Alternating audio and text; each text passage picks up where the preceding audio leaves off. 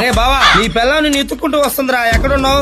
మందు కొడుతున్నావు మావా. జాగ్రత్త రోయ్, చూస్తే చంపేసేలా ఉంది. మందు కొడుతున్నావా? వస్తున్నా నుండు. నిజంగానే మందు కొడుతున్నాడే, నేనే తప్పుగా ఊహించుకున్నాను.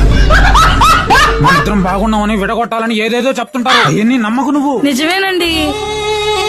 ఏమక్క ఒక్కదానివే పని చేసుకుంటున్నావు?